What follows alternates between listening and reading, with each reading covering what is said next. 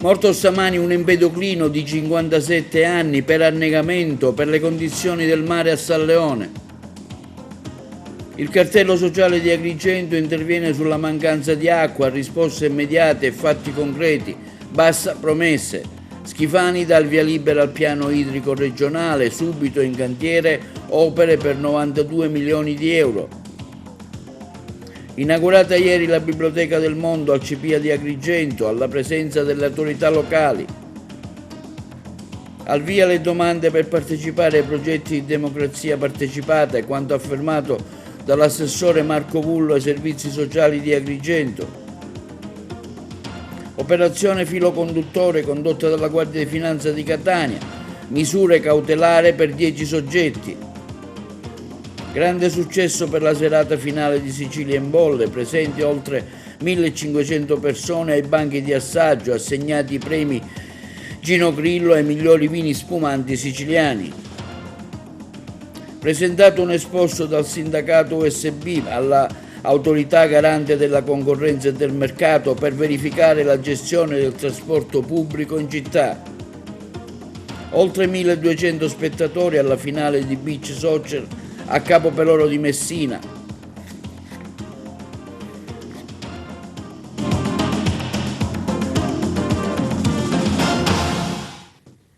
Buongiorno, benvenuti col nostro appuntamento di TV Notizie.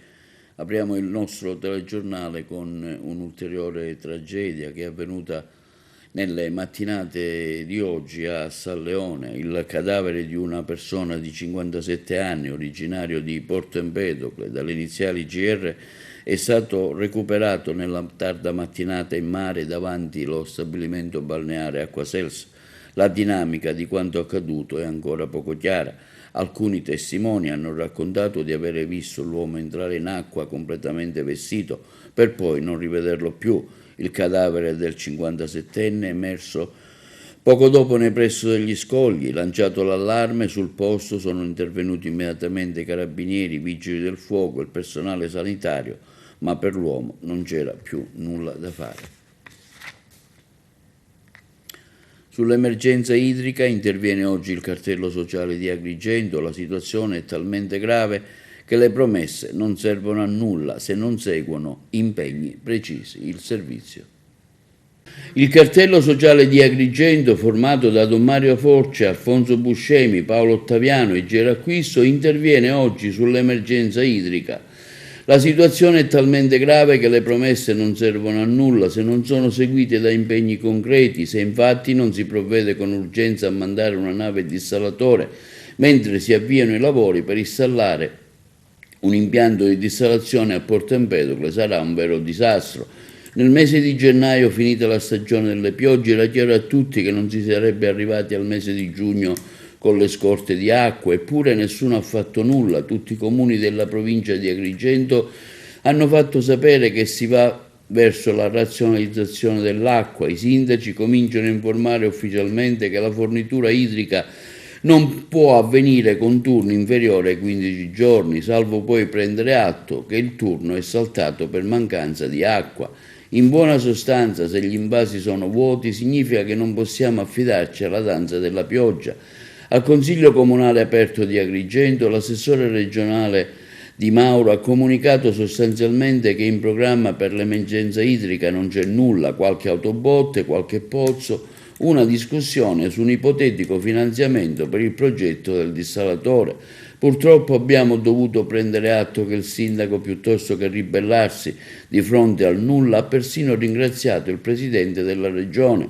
A questo punto il cartello sociale fa appello a tutti i sindaci di schierarsi con i cittadini, abbandonando la propria casacca politica, mettendosi alla testa di un movimento che solleciti il governo regionale di farsi carico di mandare una nave dissalatore per l'emergenza, che nelle more, sempre con le risorse della protezione civile, si costruisca il dissalatore a Porto Empedocle. Del resto è troppo chiaro che le piogge anche per il futuro saranno sempre rare, se non dovessero essere prese tali decisioni, mentre per il passato chi governa oggi non ha responsabilità da domani diventa complice di questo disastro.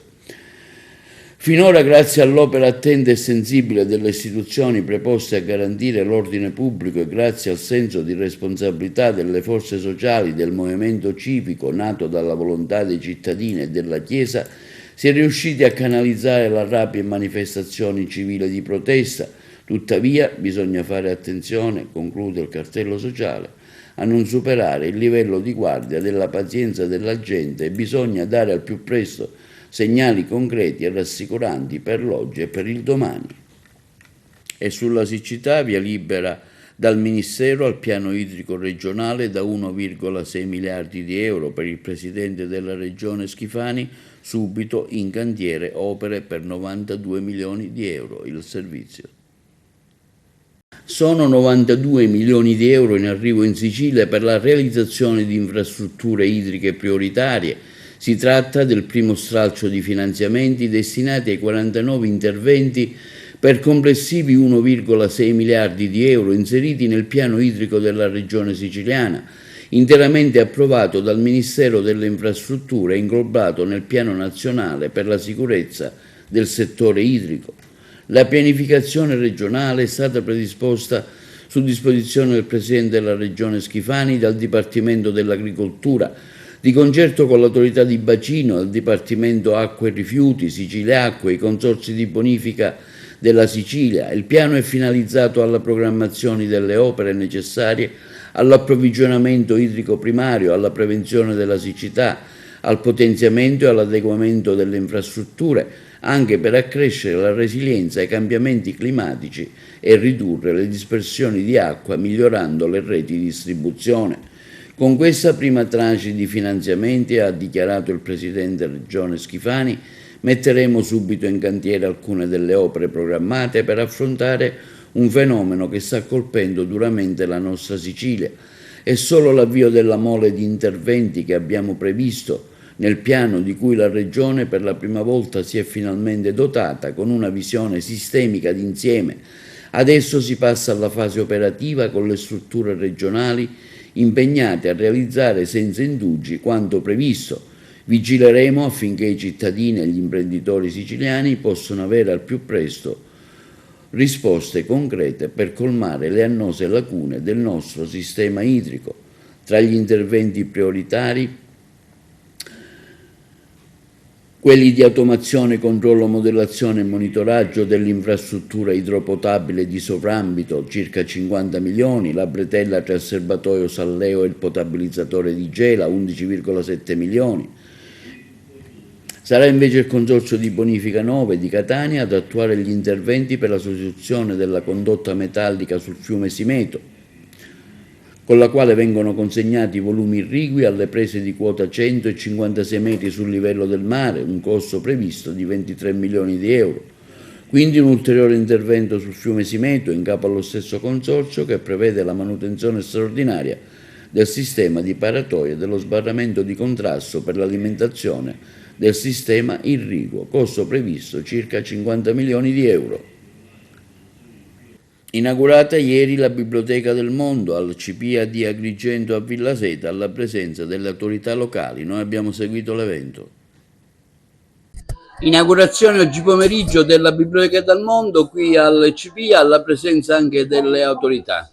Sì, oggi è stato un piacere avere qui il direttore regionale, l'arcivescovo, tanti altri colleghi che sono dal Pasolini alle Orestiadi, al direttore delle Orestiadi, della Dante Alighieri, l'Automobile Club, perché no Slow Food, quindi abbiamo avuto tutta una serie di altre, diciamo, realtà presenti nel territorio che ci possono aiutare ad arricchire questa biblioteca del mondo, il cui obiettivo è quello di consentire a un cittadino del mondo di poter leggere dei libri, venire non solo a conoscenza e non perdere contatti con la propria cultura, la propria tradizione, ma perché no, mentre legge i libri della propria cultura può avere anche libri italiani e quindi, come dire, conoscere meglio anche la nostra lingua. Il risultato di un anno scolastico impegnativo che ha avuto come frutto proprio la Biblioteca del Mondo, ma non solo. Sì, noi abbiamo fatto il tema di quest'anno, era proprio la Biblioteca del Mondo, e però assieme a questo un ragazzo che finito l'anno ci ha voluto ringraziare per tutto quello che facciamo. Talvolta per noi stringere la mano, fare un sorriso a questi ragazzi sembra una cosa che non ha senso, che per noi invece per loro è molto importante, perché li fai sentire accolti, li fai sentire, come dire, uno di loro si sentono come noi, uno di noi, e quindi questo fatto, ecco, talvolta Eccazione, come diceva un ragazzo, come dice, l'Eppese dice, noi dobbiamo essere visibili, ecco, noi questi dobbiamo renderli visibili, perché se si rendono visibili non solo li conosciamo, non li temiamo, e non solo essendo visibili via il controllo sociale, stanno in mezzo a noi, si integrano perfettamente con noi e capiscono quali sono, come dire, le nostre regole anche. Anche la firma di un protocollo d'intesa con la Dante Alighieri? Sì, con la Dante Alighieri e con la dirigente Ierna, anche in questo caso abbiamo fatto una collaborazione un po' più specifica, culturale, quindi diciamo relativamente alle lingue. Voi sapete che la Dante Alighieri è tra quelle associazioni che possono rilasciare gli attestati di lingua in italiano dei livelli da 1 a B1 e anche B2, quindi voglio dire, il fatto che la Dante Alighieri collabora con noi è un ulteriore segno di fiducia, perché loro ritengono che già noi nel territorio siamo presenti e facciamo un buon lavoro in tal senso. Conclude il suo ciclo didattico, va in pensione, non le dispiace, Preside? No, vabbè, ma questo, come dire, appartiene, nel tempo capita sempre. Certo che mi dispiace, però non è che 1 anno, 2 anni, certo uno può dire, quando arriva un momento, cioè non c'è, poi si può collaborare lo stesso, si può, come dire, essere presenti lo stesso, perché il direttore diceva una cosa, la cosa che ci accomuna, diceva a me Santino, è abbiamo un ruolo, hai un ruolo chiaramente autorevole, e che però questa autorevolezza deve essere riconosciuta, perché devi, come dire, renderti un servizio, e quindi siamo al servizio della collettività. Direttore, oggi presenti qui a questa inaugurazione della biblioteca nel mondo, lei ha avuto parole di apprezzamento sia per l'iniziativa ma anche per il dirigente scolastico Lopresti. Sì, sicuramente l'iniziativa è da apprezzare, da lodare, perché già un CPIA, come dicevo prima, è un luogo dove si incontrano culture. Ma il fatto che si inauguri una biblioteca che sia la biblioteca del mondo qui è una cosa ancora più importante, perché diventerà un luogo di scambio e di confronto continuo tra culture. Sarà un modo per noi per conoscere le culture dei ragazzi che frequentano questa scuola, ma anche e soprattutto per loro per conoscere meglio la nostra cultura.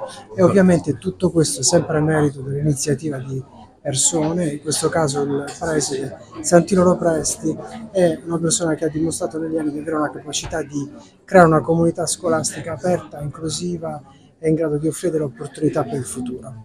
Il CPIA ha un ruolo importante anche per la funzione sociale che fa. Sì, lo dicevo prima, è un luogo di opportunità. Cioè da qui si può ripartire, che si sia ragazzi o ragazze che arrivano da altri paesi, ma anche adulti. Non dimentichiamoci che il ruolo fondamentale dell'educazione degli adulti è un ruolo fondamentale, perché da qui possono trovare una nuova strada, possono trovare una strada per il futuro anche persone che magari non hanno avuto la possibilità di concludere il percorso di studi, quindi è davvero un luogo di opportunità. Sì, una iniziativa importante di questo del CPIA qua di Agrigento, con un lavoro direi di promozione umana e di integrazione che fa costantemente con grande attenzione.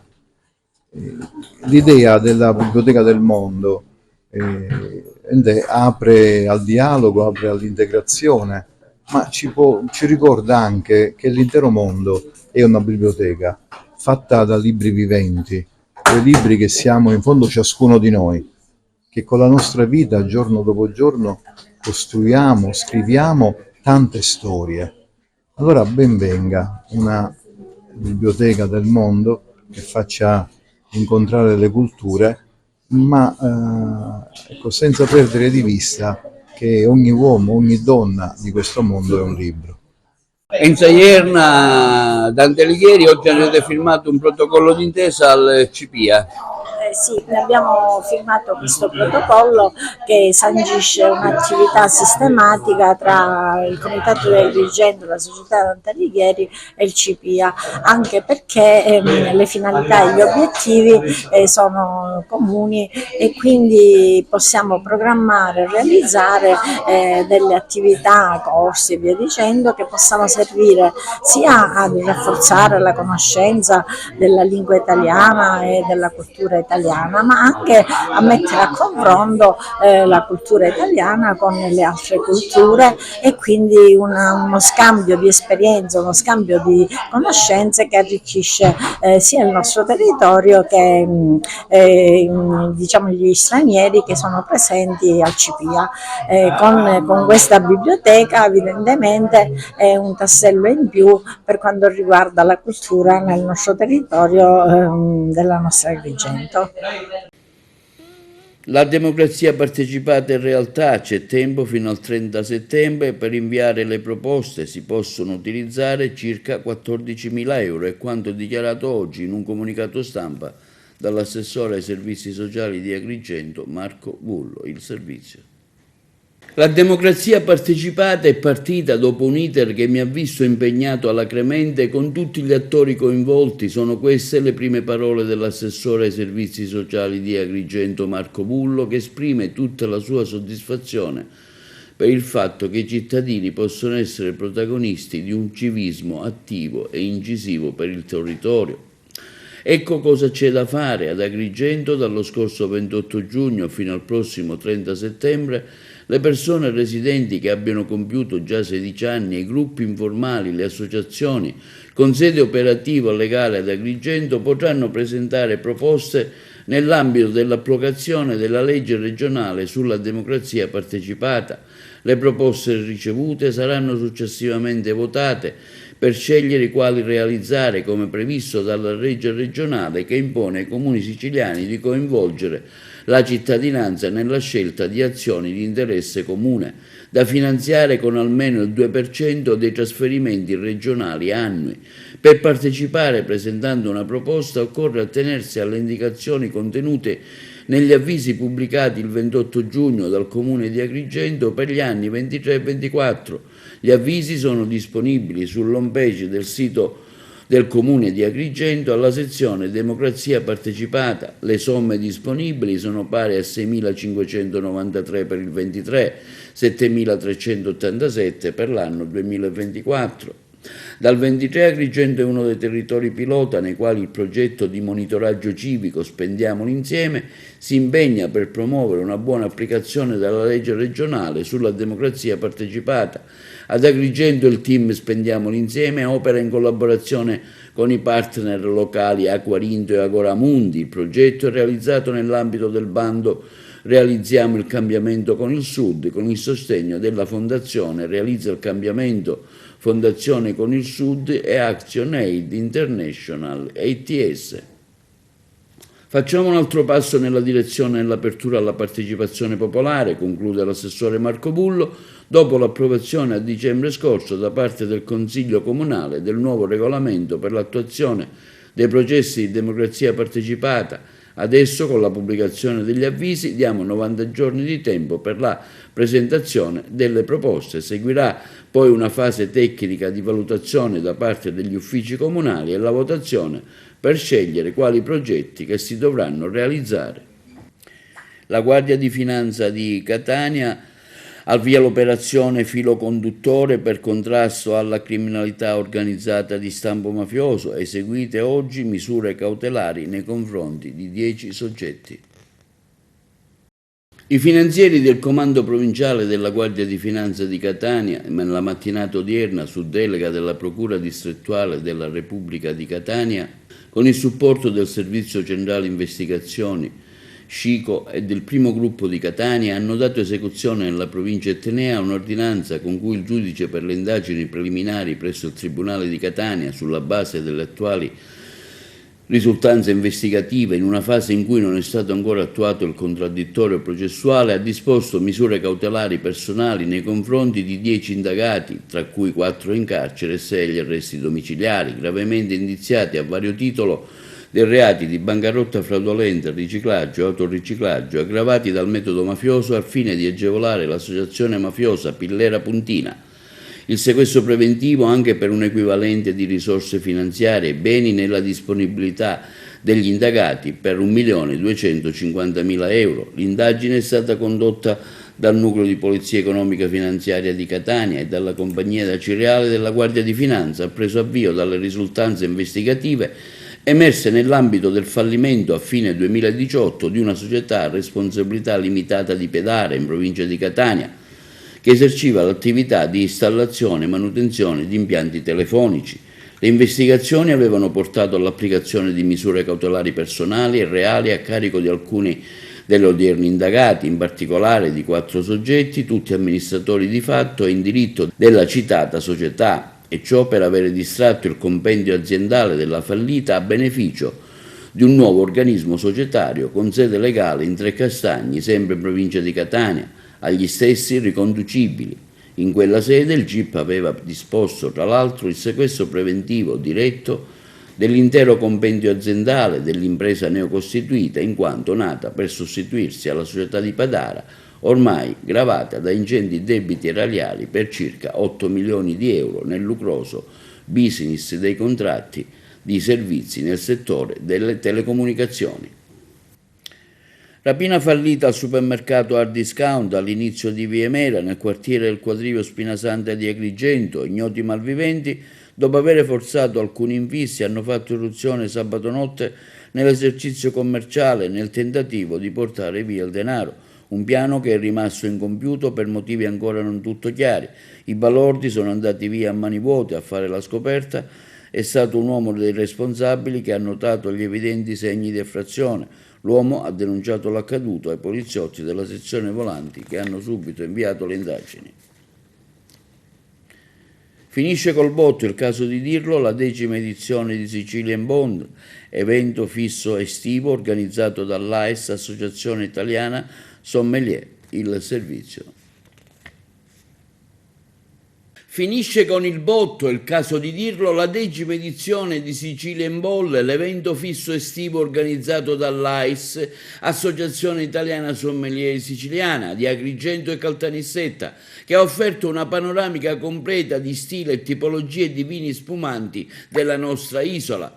Ha visto la presenza di oltre 1500 persone al Madison di Realmonte, Scala dei Turchi, che hanno potuto degustare i vini delle circa 70 cantine siciliane presenti. Presidente, si sono appena conclusi i premi Gino Grillo, che una qualificata giuria ha assegnato in conclave. La 10ª edizione di questo premio è un premio importante che ci dà il là per la conclusione con la sciabolata. Sì, se avremo la forza sì, no, senz'altro, perché è un momento molto atteso, quello della sciabolata finale. Quest'anno abbiamo voluto inserire come novità il concorso che è stato composto da 3 giurie, una da professionisti sommelier AIS qualificati, 3 migliori sommelier d'Italia e altri professionisti, degustatori siciliani, una di soltanto giornalisti del settore e una anche di ristoratori ed enotecari. Quindi tanti premi, tante visioni di interpretare lo spumante, che hanno decretato veramente un ampio ventaglio di aziende felici di aver partecipato e, devo dire la verità, anche di aver vinto. Nel pomeriggio il convegno della spumantistica siciliana, tra studi e sperimentazioni, a seguire la consegna dei premi Gino Grillo, che quest'anno hanno visto 3 panel differenti, quello della commissione tecnica, dei degustatori ufficiali AIS e quello dei ristoratori e dei giornalisti. Allora, si è svolta siamo alla 10ª edizione dell'evento, no, di Sicilian Bolle, e si è svolta questa mattina la prima edizione del concorso enologico Sicilian Bolle. C'erano diverse giurie, ho fatto i complimenti al responsabile perché ha previsto la giuria dei sommelier, la giuria poi dei ristoratori e la giuria dei giornalisti. Alla fine, avendo messo insieme, avendo fatto una media, sicuramente viene fuori un risultato più giusto possibile, io dico. Perché dico questo? Perché se lo facessero soltanto quello dei sommelier, diciamo che è con una visione troppo precisa, no? E quindi serve anche invece qui il parere di persone che consumano il vino, che consigliano il vino e che hanno il dovere di promuoverlo e valorizzarlo nelle proprie sale. Commento su questa 10ª edizione? Commento su questa 10ª edizione, bellissimo e favorevolissimo, perché io la prima volta che vengo, come ripeto, però ho visto un evento veramente di grandissimo livello che antepone l'aspetto culturale a quello commerciale, e questo credo che sia sicuramente una grande base per farlo crescere in futuro. Poco fa abbiamo visto che è terminato un interessante convegno sulla spumantistica, anche un commento su dove va questo settore, in particolare in Sicilia. Beh, è un settore ovviamente che ha un trend assolutamente positivo, frenato in un certo senso da un minor appeal verso il vino in generale da parte delle nuove generazioni. Il nostro compito è quello di comunicarlo. Ora è arrivare a Sicilia in Bolle, alla 10ª edizione, dove ne ho sempre sentito parlare ma non ho partecipato attivamente alle precedenti edizioni, per me è stata una grandissima soddisfazione. La sicilianità tipica della quale ho parlato in questi giorni si sente intorno, si sente sotto i piedi. Oggi ho avuto la grandissima fortuna di condurre una degustazione alla cieca con 5 vini spumanti, tutti da metodo classico siciliani, e altri 5 da altre zone d'Italia che avevo scelto cercando di un po' mettere in difficoltà anche, perché no, la spumantistica siciliana, perché ovviamente credo che la positività in un evento come questo si possa avere ambendo a obiettivi illustri, importanti. Beh, devo dire che quello che ne è uscito è una grande consapevolezza e una grande potenzialità di territori che mi hanno e ci hanno, coinvolgendo l'intera platea, stupito anche con sorpresa, no? Nell'inaspettare un risultato di questo genere. Una manifestazione, ritorno un pochino a Sicilia in Bolle, che ha sicuramente una grande valenza a livello di comunicazione, capacità organizzativa esemplare, sartorialmente cucita verso un'effervescenza, perché l'effervescenza credo che sia il tema che racchiude un pochino quello che sono stati questi 3 giorni di Sicilia, nel calore, perché noi nel calore racchiudiamo sempre qualcosa di molto piacevole, quindi non il caldo. Il calore è una cosa ben diversa che sicuramente rimarrà con me per tanto tempo. Il Cristo di Campobello di Licata ha vinto oggi un premio segnalatole dai categoria giornalisti. Sì, diciamo che in queste manifestazioni, così Sicilia in Bolle, che tra l'altro la Sicilia oggi sta riscoprendo davvero molte belle aziende, non ne siamo meno a nessuno, anche come metodo classico, come bollicine.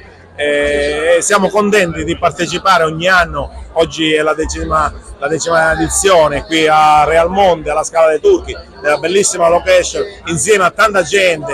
Guardate che è davvero una cosa unica e particolare. Siamo stati assaltati, a quanto pare ci sono persone fuori che non riescono ad entrare, perché significa che comunque c'è un interesse particolare nel mondo delle bollicine, e noi siamo felici di essere stati premiati anche quest'anno, anche l'anno scorso siamo stati premiati, a testimoniare che il nostro lavoro, che riusciamo a portare avanti con tanti sacrifici, viene premiato, e questo ci dà una carica, una spinta, sembra andare avanti, come dire, e ringraziare anche chi lavora dietro le quinte, come i nostri enologi, cantinieri, in vigna, in cantina, e tutto lo staff. Questo che siamo orgogliosi del lavoro svolto finora, e comunque agrigentini, e per questo un motivo in più, visto che Sicilia in Bolle viene appunto ogni anno da decenni fatto qui, anche in memoria di Gino Grillo. Alla salute.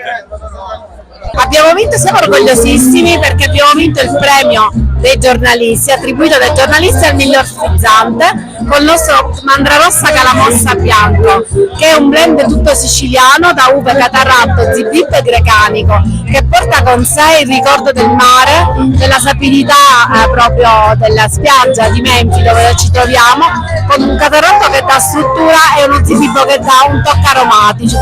Un vino quindi veramente molto equilibrato, piacevole, adatto per l'estate. A conclusione dell'evento presso il Calura Garden, apertura dei banchi di assaggio, il taglio della torta e la sciabolata con il finale dei fuochi di artificio.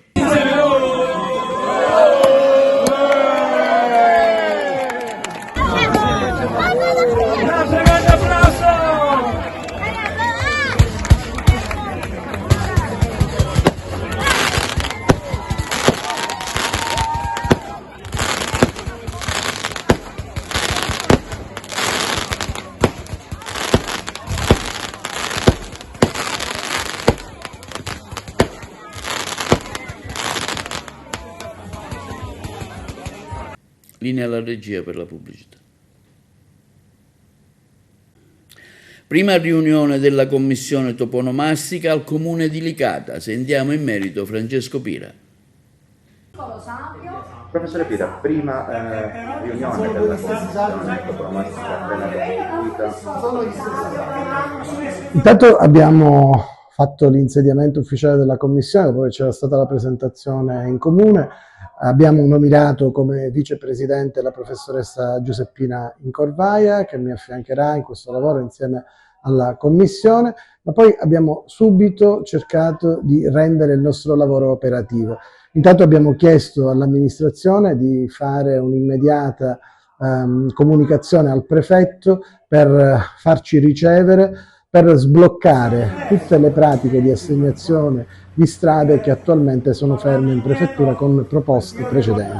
Abbiamo chiesto anche agli uffici di fare una planimetria di tutte le strade dove non ci sono delle denominazioni e anche di valutare tutta la situazione dei numeri civici.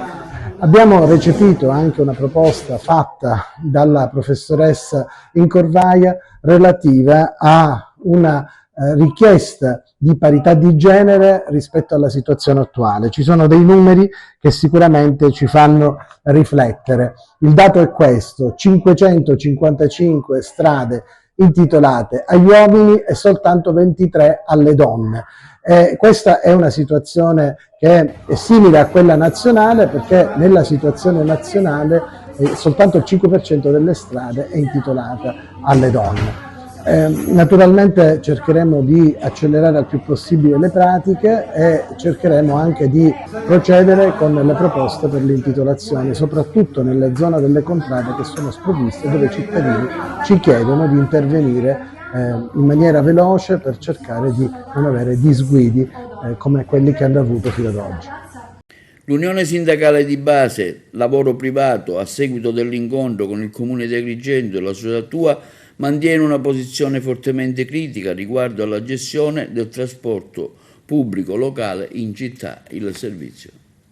L'Unione Sindacale di Base Lavoro Privato, a seguito dell'incontro avvenuto con il Comune di Agrigento e la società Tua, mantiene una posizione fortemente critica riguardo alla gestione del trasporto pubblico locale nella città. Nonostante il confronto, permangono gravi perplessità. La cristallizzazione delle condizioni di servizio che ostacola possibili miglioramenti e alternative di gestione, incluso l'affidamento in house. Di fronte a questa situazione, il sindacato USB Trasporti ha deciso di intraprendere un'azione incisiva, presentando un esposto all'autorità garante della concorrenza del mercato. Chiediamo all'autorità, sostiene il sindacato nella sua nota stampa, di verificare attentamente la situazione del trasporto pubblico locale ad Agrigento e di intervenire per ristabilire il pieno rispetto delle normative vigenti. Non possiamo tollerare che i diritti dei lavoratori e degli utenti vengano sacrificati in nome di logiche che sembrano favorire interessi particolari a discapito del servizio pubblico. L'USB Trasporti resta vigile e determinato a perseguire ogni via legale e sindacale per garantire un servizio di trasporto pubblico efficiente, economico e rispettoso delle norme nell'interesse dei cittadini e dei lavoratori di Agrigento. Strage di Altavilla Milicia, la verità nelle carte dei PM, cosa è successo nella villetta degli orrori. La corrispondenza da Trapani. Un crescendo di violenza culminato in una strage. La procura di Termini Imerese è certa di aver ricostruito cosa accadde nella villetta degli orrori ad Altavilla Milicia in provincia di Palermo. tra il 10 e l'11 febbraio scorsi. A ciascuno dei presenti viene attribuito un ruolo. I PM hanno depositato gli atti che racchiudono 3 mesi di indagini. Si è partiti dalle confessioni di Giovanni Barreca e della figlia minorenne, che sono state incrociate con la relazione del medico legale e i dati estrapolati da cellulari, computer e profili social. Sabrina Fina e Massimo Carandente avrebbero diretto il rito di liberazione dal demonio. Da sempre si dichiarano però innocenti. Erano lì solo per pregare, ma non hanno commesso gli omicidi, questa la loro difesa. Nella strage hanno perso la vita Antonella Salamone e i figli Kevin ed Emmanuel, 16 e 5 anni. Giovanni Barreca, padre e marito delle vittime, avrebbe aiutato la coppia di amici, travolto da un delirio mistico. Stessa cosa la figlia minorenne, che avrebbe partecipato alle violenze assieme al fratello Kevin. Secondo la procura Barreca, durante i colloqui con il suo difensore, l'avvocato Giancarlo Barracato e la figlia, interrogate in carcere, avrebbero detto la verità. Fina e Carandente sarebbero stati gli esorcisti intervenuti per liberare la casa dal presunto demonio. Per prima cosa furono scritte sui muri le frasi con i versetti della Bibbia. Le ho fatte io prima che accadesse tutto. Avevano detto che sarebbe stato importante leggerli, ha raccontato la figlia. Con il passare delle ore, Fina e Carandente avrebbero cambiato atteggiamento. L'esorcismo prevedeva degli interrogatori che divennero via via sempre più pressanti. Erano autoritari, ha detto la ragazza. Durante gli interrogatori urlavano. Mi sentivo come se mi venisse impedito di parlare, infatti. Non ho neanche detto che avevo mal di testa o che avevo pensato al suicidio. Per prima fu uccisa Antonella, la colpirono ripetutamente con una padella fino a stordirla. Il racconto della ragazzina si fa drammatico. Non so come è morta mia madre, se per infarto o quando. Sia io che mio fratello gli davamo dei calci. In quel momento mia madre non reagiva più. Mentre veniva torturata non poteva né mangiare né bere e quando veniva colpita con la pentola aveva una fascetta trasparente ai polsi. Il corpo fu bruciato, piattini e altri oggetti sono stati bruciati là sopra insieme al corpo di mamma. Il fuoco è durato alcune ore, ma non saprei quanto, ha aggiunto ancora la ragazza. Durante queste cose sono rimasta come paralizzata perché avevo paura tanto che avevo pensato anche a togliermi la vita. Il secondo a morire fu invece il piccolo Emmanuel, piangeva e le sue urla furono viste come la conferma che fosse posseduto. Lo legarono al letto con le catene, iniziarono a fargli bere del caffè con un bicchiere di plastica. Il piccolo morì di stenti e infine poi toccò a Kevin. Quando lo stavamo legando sono andata in cucina, ma subito dopo Massimo mi ha bendata. Sono entrata nel panico perché Sabrina iniziò a dirmi le medesime cose che avevano già detto a mia madre. Pur avendo detto a mio padre che quella situazione non mi piaceva, lui mi rispondeva dicendo che dovevamo pensare a Emanuel. Ricordo che era disperato per quello che era successo e piangeva, anche se non mi ascoltava lo stesso. Parliamo ora del convegno che si è tenuto del terzo settore, locomotiva etica e produttiva del Paese, lo scorso 29 giugno ad Acireale. Oggi parliamo del terzo settore, che è un settore molto ampio naturalmente, ma abbiamo preso come partner e come esempio l'AD di Wonderland, che si occupa di oncologia pediatrica. Ma il terzo settore è molto ampio ed è uno dei maggiori collanti della società. Ha bisogno ovviamente del settore che produce, perché una certa ricchezza che viene prodotta dal settore appunto produttivo possa poi in qualche modo passarsi a questo terzo settore che è fatto in gran parte di volontariato, ma dove pur dei denari sono necessari per le strutture, per alcune professionalità, in modo tale che tante ferite o tanti scollamenti e frammentazioni che si creano nel vissuto sociale di oggi possano essere, non dico del tutto colmati, ma almeno in buona parte colmati da questo dal cosiddetto terzo settore, che è sempre in espansione e sempre più professionalizzato. Oggi infatti ascolteremo alcuni testimoni che ci illustreranno di come si sta evolvendo il terzo settore e anche in Sicilia. Il terzo settore che noi riteniamo oggi sia assolutamente indispensabile e la politica deve essere assolutamente al suo fianco, non soltanto con dei momenti di incontro ma anche con degli atti concreti. Pertanto oggi siamo qui oltre che per cercare di capire come possiamo intervenire, anche per portare avanti quelle che sono le istanze per poter far interagire i due mondi e per far diventare la politica parte attiva per un settore così importante. Chiude di nuovo la discarica di Lentini e torna nuovamente il caos nel settore rifiuti. Per il gestore il sito è già saturo. La corrispondenza da Palermo. Chiusa la discarica della Sicula Trasporti di Contrada Codavolpe a Lentini ed è scattata nuovamente l'emergenza rifiuti per 200 comuni della Sicilia, compresa la città di Catania. Gli amministratori giudiziari della struttura spiegano che dopo aver riavviato l'impianto il 26 giugno scorso, in applicazione di un provvedimento del presidente della regione siciliana, che è anche commissario per l'emergenza rifiuti nell'isola, ha ricevuto la disponibilità al conferimento e l'avvio delle procedure di omologa da sole 2 delle 4 società gestori di discariche citate dall'ordinanza. In considerazione di questo e della conseguente saturazione degli spazi disponibili per lo stoccaggio, la società non potrà materialmente proseguire l'attività di trattamento. Si chiede dunque con urgenza una visita ispettiva al fine di constatare quanto affermato da parte degli organi di controllo del territorio, che sono l'ARPA Sicilia, l'ARPA Attività Produttive Catania, il Comando Provinciale dei Vigili del Fuoco e l'ASP di Catania. E ancora una volta il Movimento 5 Stelle dice la sua. Io mi chiedo con quale senso di responsabilità si governa quest'isola. Oggi col governo Schifani e prima con i governi che ci sono stati. Non hanno programmato prima e non si programma ora. E chi ci va di mezzo sono i cittadini siciliani. La discarica di Lentini, che apre, chiude e apre nel giro di pochi giorni, mette in difficoltà 200 comuni siciliani che non sanno dove conferire i rifiuti. E se la situazione degenera, chiaramente si comincerà a parlare di emergenza sanitaria e si porrà anche il problema di intaccare un indotto economico che si chiama turismo, perché magari i turisti che hanno prenotato le loro vacanze in Sicilia le annulleranno.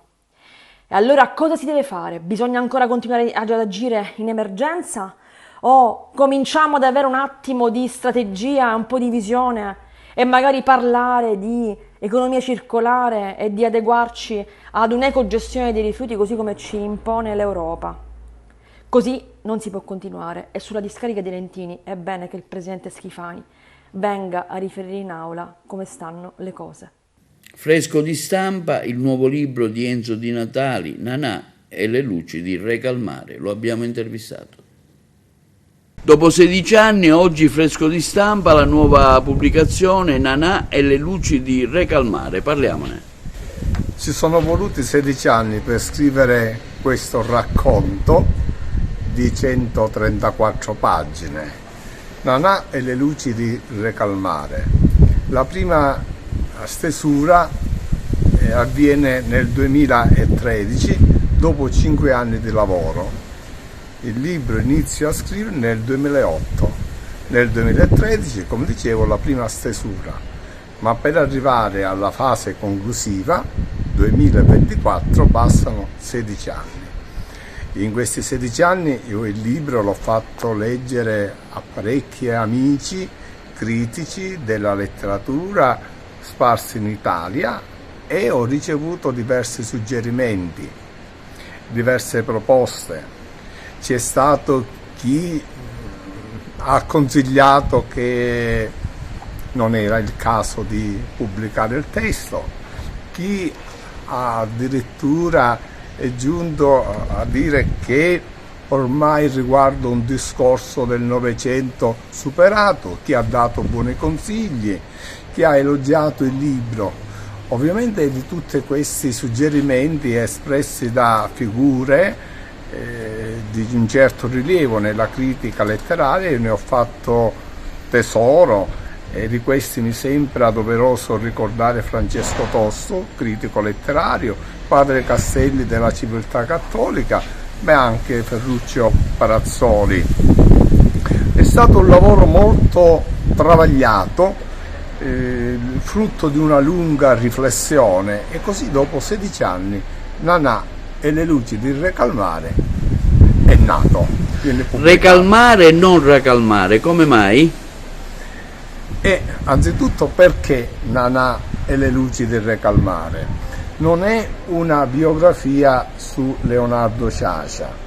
Mi ispiro alla parabola esistenziale, culturale di Leonardo Sciascia, perché ho voluto così parlare della parabola esistenziale dell'uomo del Novecento. Leggendo questo libro, dunque, chiunque può trovare il percorso che l'uomo del Novecento ha compiuto, partendo da alcune premesse ideologiche per giungere ad altre premesse, ad altre anche conclusioni. Perché recalmare e non, come giustamente le diceva, non racalmare? Perché recalmare ideologicamente rinvia alla città molto cara di un grande poeta dell'Ottocento, e cioè il nostro carissimo Leopardi Recanati. E così ho voluto fare un collegamento tra Recanati e Recalmare, tra Leopardi e Leonardo Sciascia, ovviamente come metafora di un cammino dell'uomo del Novecento. Papa Francesco ha dettato le nuove norme per i dipendenti laici del Vaticano. La corrispondenza da Trapani. Niente piercing e no alla convivenza per i dipendenti del Vaticano. Con un nuovo regolamento pubblicato il 29 giugno scorso, Papa Francesco ha dettato nuove regole per i suoi dipendenti laici che lavorano in quella che la fabbrica di San Pietro, e a leggerle hanno tutta l'aria di essere soprattutto un appello al pubblico decoro. Oltre ai piercing sono vietati i tatuaggi in vista, ma non solo, non si può aderire ad associazioni i cui scopi non sono compatibili con la dottrina della Chiesa, ed è forse la regola più difficile da richiedere nel 2024. Niente convivenze, ma solo nozze in chiesa. Le nuove regole del Vaticano valgono sia per i sanpietrini, le maestranze che si occupano del mantenimento del luogo di culto, sia per tutti gli impiegati della fabbrica, un organismo amministrativo nato insieme alla Basilica stessa. Il regolamento, che è stato emesso in occasione della festa dei Santi Pietro e Paolo, si dice fosse in lavorazione già da un po', non solo in vista del giubileo del 2025, ma soprattutto perché la fabbrica negli ultimi anni ha fatto parlare di sé per alcuni scandali, dal furto di opere e documenti d'archivio ai casi di appalti poco trasparenti. E così Papa Francesco ha deciso di pubblicare il nuovo regolamento. Ai lavoratori della fabbrica di San Pietro è richiesto un decoro e quasi un dress code. I sanpietrini, muratori, pontaroli, idraulici, carrellisti, falegnami, elettricisti, pittori, marmisti, fabbri o manovali, che svolgono lavori per la manutenzione della struttura, sono chiamati a curare particolarmente il loro aspetto esteriore. Nel rispetto del decoro e degli ambienti di lavoro sono banditi, dunque, tatuaggi a vista della pelle ed elementi di body piercing. Sono tenuti ad indossare un abito decoroso e consono all'attività da svolgere. Il vestiario uniforme deve essere usato solamente durante il servizio. I sanpietrini con l'uniforme lacera o macchiata o che facciano uso dell'uniforme fuori servizio incorrono nelle sanzioni disciplinari. Vietato anche l'uso del telefono e di altre apparecchiature elettroniche per scopi personali durante il servizio. Per quanto riguarda la vita privata, alle persone assunte è richiesto il possesso di un attestato di impegno religioso, morale, civile, rilasciato dal rispettivo parroco o da altra autorità religiosa, e per le persone sposate il certificato di nozze canonico. Ma la massima rigidità espressa sul tema del segreto pontificio e sulla riservatezza. Con queste regole, dipendenti laici del Vaticano potranno essere licenziati o sospesi se vengono trovati a divulgare informazioni a estranei su quello che accade dentro la fabbrica, pena la sospensione, addirittura il licenziamento.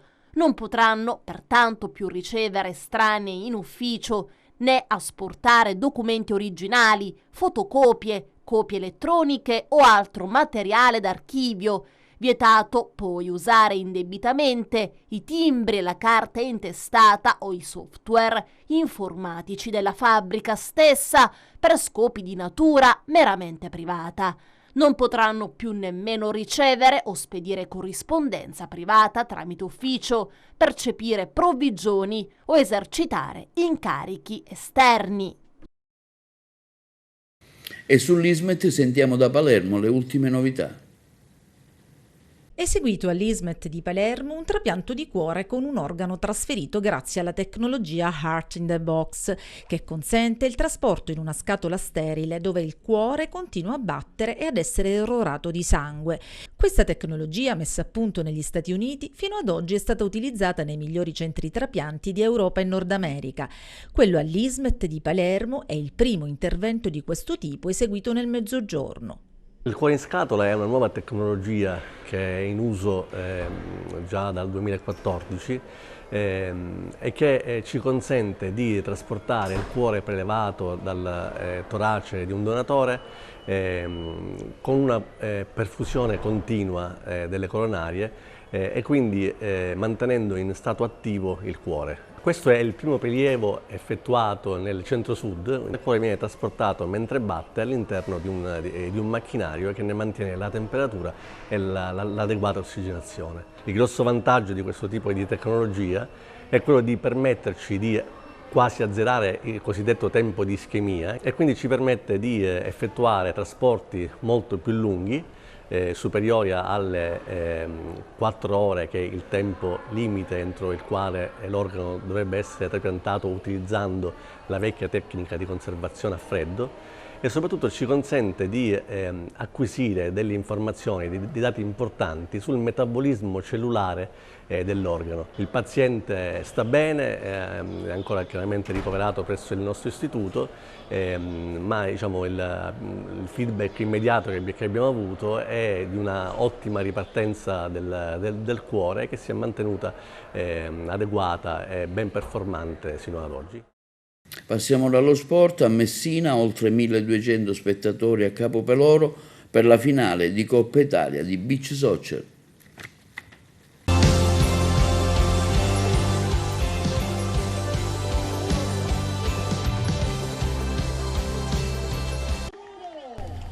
Con la cerimonia di premiazione si è conclusa ieri a Capo Peloro la Coppa Italia Serie A di Beach Soccer. A trionfare davanti a 1200 spettatori è stato il Catania FC, che si è aggiudicato il derby tutto catanese con la Domusbet TV Catania, sconfitto dopo un tempo supplementare per 5-4. Finisce qui la finale della Coppa Italia Punto Cuore 2024. Vince In un grande clima di festa, i vincitori hanno ricevuto il trofeo dal sindaco di Messina, Federico Basile, e dal consigliere del Dipartimento BSLND, Fabio Nicosia. L'importante evento è stato organizzato dalla Lega Nazionale Dilettanti Dipartimento Beach Soccer e coorganizzato e patrocinato dal Comune di Messina con il patrocinio dell'assessorato al turismo della regione siciliana e dall'ARS. Pienamente raggiunti gli obiettivi della manifestazione, che attraverso il veicolo dello sport e del suo straordinario movimento aggregante hanno messo in primo piano non solo la peculiarità di un luogo unico come lo Stretto di Messina, ma tutto quanto adesso è stato collegato all'interno della grande area del Beach Soccer Village, ovvero la promozione dei prodotti tipici locali con lo street food, i laboratori del gusto, gli show cooking, le escursioni a bordo delle feluche, la valorizzazione dei talenti e dei giovani con gli spettacoli, i concerti dal vivo, i festival musicali ed ancora il sociale, con tante realtà di valore della città di Messina che hanno avuto modo di incontrarsi, conoscersi, fare rete e prossimamente fare anche progetti insieme.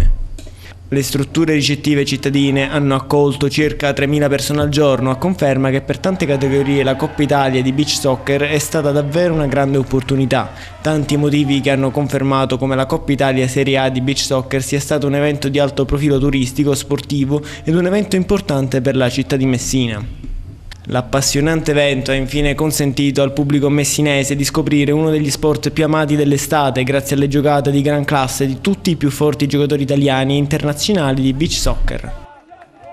E questo è tutto per l'edizione odierna del nostro telegiornale. Vi ricordiamo che i nostri programmi si possono vedere sul sito www.televideoagrigento.tv, sul canale nazionale del digitale terrestre 268, il telegiornale su Video Sicilia, canale 93 alle ore 15 alle 20 con replica la mattina alle 9. Inoltre i servizi vengono caricati sul canale YouTube di Televideo Agrigento. E questo è tutto e vi auguriamo una buona serata.